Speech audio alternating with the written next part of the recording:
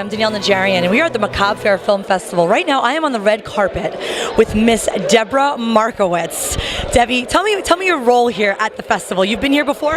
No, this is actually my first time here, but I'm screening my film, The Last Taxi Driver, and basically this is the last stop on our festival circuit. I love it. This time we'll be screening it will be tomorrow. Wow. Now this film has been around. It's been on the festival circuit? Yeah, I'd say it's not quite 2 years, maybe 2 years, but yeah, it's kind of been all over New York, New Jersey, made a little stop in California. I try pretty much to stay to the tri-state area because it's really what I can get to easily, but done really well, been well received. It's won, Robert Clahesty, who's the lead from Blue Bloods, has won multiple acting awards. I've won Best Director, it's won Best Comedy. Congratulations. Thank you. It's won a lot of awards. It's been really good to us, and I think it's time for him to retire. Wow. Well, you do have other things coming. This woman is literally nonstop writing, producing. She's making it happen. Tell me about some of the other projects you have. The ones that are coming up is we just finished the first completed pass of the movie Chosen that I directed, written by Shari Goldstein-Umansky,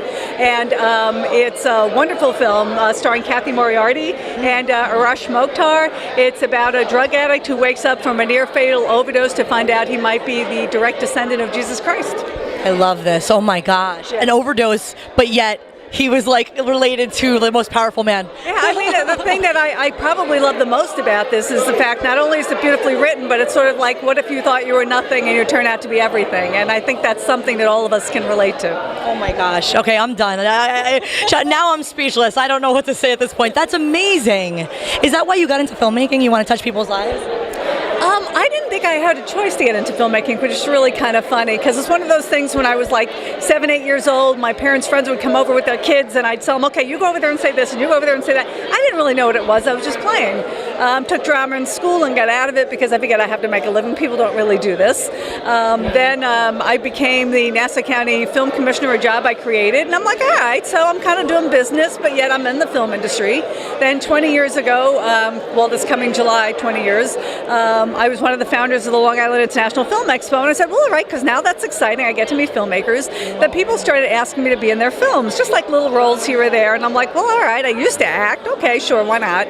And you're beautiful, yeah. And then probably five years ago, somebody came up to me because he knew I knew a lot of celebrities and said to me, you know, I want this certain actor. Can you get him? And I said, I don't really like to do that, but let me read your script. And I said, that's not the actor you want. He goes, what do you mean? I said, because it's just not. I don't see him in this role. And I gave him like 3 other reels, and he goes, can you get these people? I said, well, we can try. So I got him a couple more actors, and then he said to me, would you be my casting director? And I went, I'd never done it before, but there's plenty of things I never did before, so sure, okay. And then I wasn't going to do it again. And then a feature, actually friends of mine who run the Queens World Film Festival had said to me, we know this writer, this director, she's got a great film, can you read it? It's a feature. And I'm like, all right, for you, I'll read it. And it was probably one of the best scripts I've ever read called Living with the Dead, was Christine Vertugian as the writer and director. And then I made a feature, and then my phone didn't stop ringing. And then I decided I had written something called The Last Taxi Driver. It was my directorial debut. And congratulations, yeah. Thank you. And a friend of mine read it and said, you have to make this. So I said, okay. And we gathered up a team and made it. And then it's just been movie after movie after movie. Yeah. So those are the ones that, you know, that kind of how I got started. But I did so much going. So Chosen's done, a pilot called Shoot Me Nicely, directed and written by Eliza Plagiano, starring Linda Hamilton and William Sadler. We're very selective about where it's going, but it's winning awards everywhere. And we're being very sparse with where we're sending it out. And also I will be, let's see, I have a movie on February 10th that I'm directing that I wrote called The Waiting Room. Yes. And then I am moving on in March to a pilot called Burr, B-I-R-R, starring Kathy Moriarty, Sean Young, and who else? Sean Young, Robert Clahessy's in it, and we're still getting a few names. And then the month after that, I'm doing a feature called Dinosaur, which I'm just casting and producing, but we have lots of people on that who are okay, Joan Jett's in that. Yes, yes. Joan Jett, Yes. Robert Clahessy, Robert Finaro, Kieran Sheehan, who is the Phantom of the Opera, is, on Broadway. He's in it. We just are getting name after name at this point. Ed Asner, we just signed on, so I'm excited about that.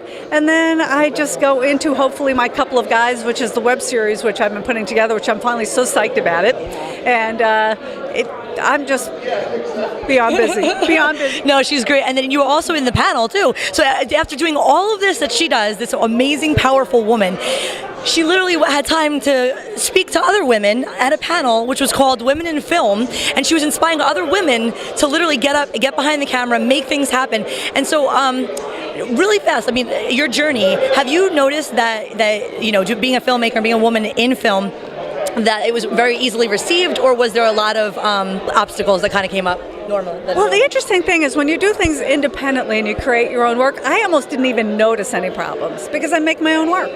People want to work for me, so it's not like I need their approval for that. But I mean, and the only thing that I did notice is that when I started winning awards, and I hate to say this, but a couple of male filmmaker friends started not being nice. But do you have a goal or a purpose in mind of what you want to do in the industry, or you just want to create? I know now more. As I said, I was pretty much, I think, led on this journey, and I don't think that I had even planned it.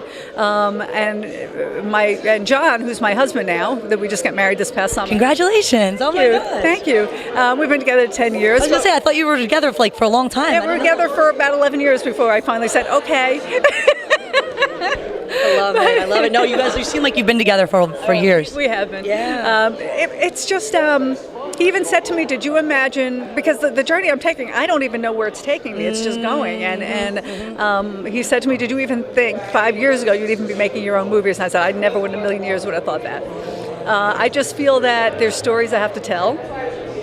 I don't know what the universe has planned for me, but obviously something. One story from a filmmaker. There's a filmmaker I had worked with, nice guy. I used a couple of crews. I only used this person once, and he said to me at one point, you got to use me more. You don't know what it is to try and change a career at 40, and you really have to help me. And I said to him, try being a woman and making your first film after 50. Yes, that is awesome. That is so cool. Well, Debbie, thank you so much for taking the time to talk with us on the red carpet at the Macabre Faire. I know you probably want to go and enjoy the evening. They're doing dinner, but yes, give me a hug. Come here, I love you.